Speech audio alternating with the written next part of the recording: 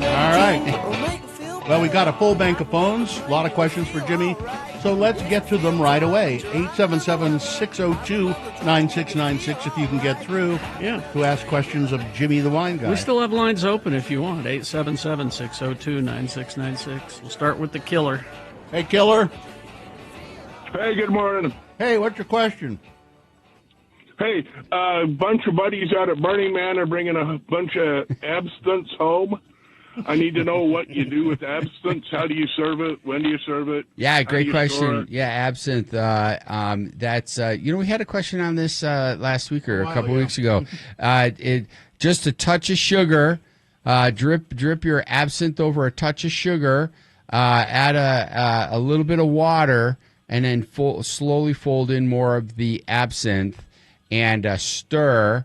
And that can be done in a rocks glass. It's this traditional nice vessel, this fountain-looking thing where you open up the fountain and the water drips, but you can accelerate that process.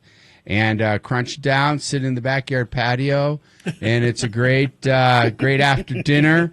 Great when you ain't got nothing to do. Yeah, you guys very will all, flavorful. You guys will all be face first in the lawn before you know it.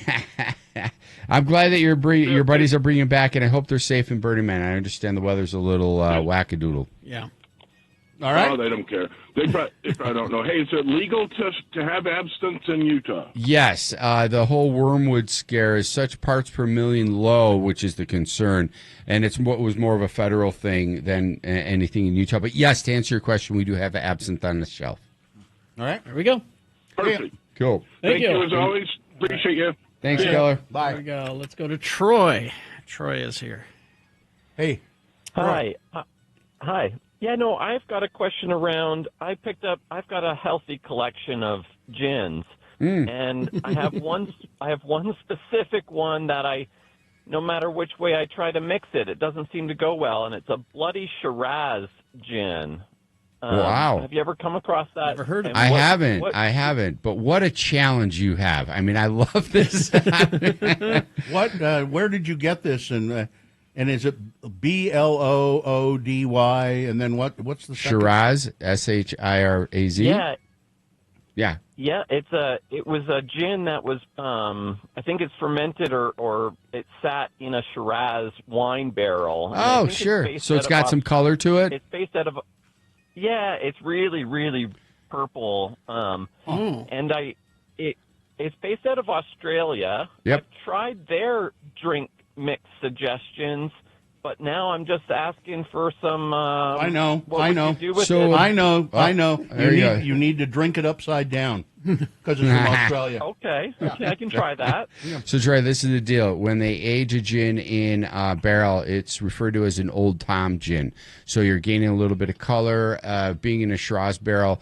Unlike a neutral grain barrel, or not a neutral grain, but a fresh new oak barrel, or maybe one that was used. We'll usually use them with white wines like Chardonnay or bourbon, and then that's when you're getting the vanillas, the vanillins, the cloves, adding to your old time gin that's been aged in a barrel. However, you got one in a red wine barrel, Shiraz of all things. So now you're getting fruit, you're getting plum, you're getting fig, you're getting a little bit of those red notes in there. Nonetheless, Old Tom, barrel-aged gin, Negroni, barrel-aged Negroni. Do equal parts of your gin, do your sweet vermouth, and your Cappelletti or Campari, but I prefer Cappelletti. It'll be nice and round, and it'll emphasize those sweet notes. And your sweet vermouth, you can go Italian sweet vermouth, but you already got enough richness in there, so I'd recommend Dolan, the French vermouth, to bump up some of the herbaceousness, dragging in some of those gin characters for you. Give that a shot, okay? Wow. I will. Thank you very much. Sounds kind of overwhelmed him. Sorry, man. See you later. Listen to this on the podcast and write it all down. You'll get all of that information. I've got pen and paper. There was Nice. a lot. Thanks, Troy. There was a lot Appreciate the happening. question, buddy. Good Thank luck you. with that. Let's go to William. Hello. Hi, William. Hey, good morning, Lord. Yeah, what's up? Question for Jimmy. Bourbon rye blends. Bourbon. Yeah. What is your opinion on them? And the reason I'm asking is Knob Creek recently released their Bourbon X Rye, blend, which is 30% of their 9-year bourbon and 70% of their 7-year rye, at 113 proof. I know you can't get it here in the state or in the state of Utah. I'm actually headed down to Mesquite to pick up a bottle I have on hold. Nice. So I'm just curious what your thoughts are on it. You know, I think it's filling in a gap. You're finding that a lot of the distilleries have overstock and they're blending. There is a market for bourbon and rye-based blends. High West started it off with the Boo Rye. May not have started it off, but they certainly popularized it, despite being here in our own market. Being influenced and biased with High West products, they certainly it is a category that's up and coming. Now, your age range there, I'm curious as to why the proof is so high. They could have proofed it down to extend the yield, but perhaps those flavor characteristics and notes, just that's exactly where they wanted it to be. So my opinion is, to answer your question, it's filling in a gap. Opportunity to. Yeah, and utilizing excessive inventory. Just be careful. Definitely. And by the way, Bill, I just wanted to thank you. My pleasure. I texted you several months ago, and Bill gave me some recommendations when Jimmy was sick, and I found those very helpful. So thank you all. Well, you're welcome. There you go. Thank you. Thank you. All right, let's go to Jamuna.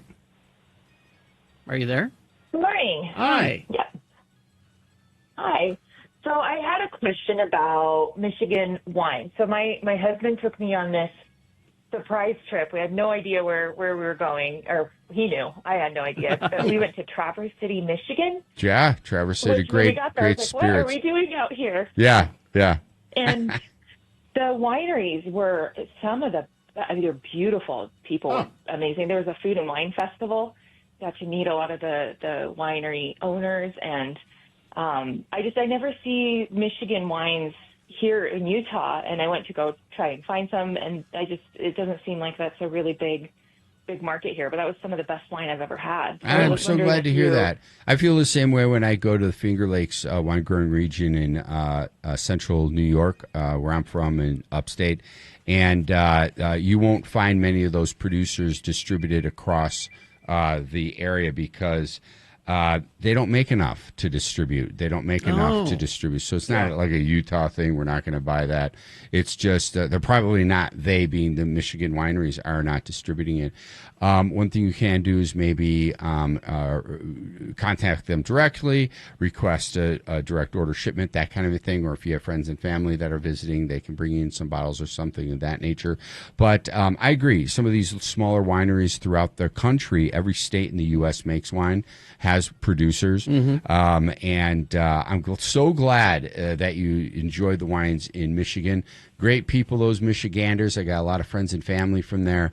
And I can only imagine that the wine scene there is very passionate and dedicated. We need to start a bootlegging business, Jimmy. So somebody like Yamuna calls That's and says, all I need, Danny. Says, I really want this Michigan wine, and it's kind of hard to get. And you'll say, this is how much it'll cost you for us to go and get it for you. This is what'll happen, all right? Yeah. Jimmy will drive the 18-wheelers, and I will run blocker in my Trans Am. Nice. Right. That's it. Yeah. And Dom DeLuise will be Bill. That's right. Thanks, Jamona. Thanks, Jamona. See you later. All right. Thank you very much. We have more calls, but we're out of time. I'm sorry. Sorry, Adam. Adam, if you want to stick around to play Beat Gina, you can. All right. All right, Jimmy, thank you. You're off to the Cedar City, the wine festival. Yeah, I got to tell you, though, if I can say this, yes. We have something fun, a Wine Academy of Utah event, Capitol Reef Yoga Retreat. Ooh. Friday, October 17th through Sunday, October 19th. Join myself and Kim Dastrup for an unforgettable weekend in Teasdale with yoga, cider, spirits, and wine. Just a few miles away from Capitol Reef National Park, we will enjoy a tasting and tour at a Place Cidery and Tap Room, a private tasting and history of Utah spirits led by myself, a multi-course wine dinner at Hell's Backbone, and daily yoga retreats and hiking throughout Capitol Reef. For more information, go to wineacademyofutah.com. That sounds great. And, Teasdale Yoga Retreat. Hope to see you there. That sounds great. All right. Thanks, Jimmy. Safe travel. And go to cityweekly.net and vote for Jimmy as Utah's best spirit educator. Oh, look at that. And Brad Wheeler is Best Utah. Have another drink, it'll make you feel better. Thank you, Jimmy. Thank you.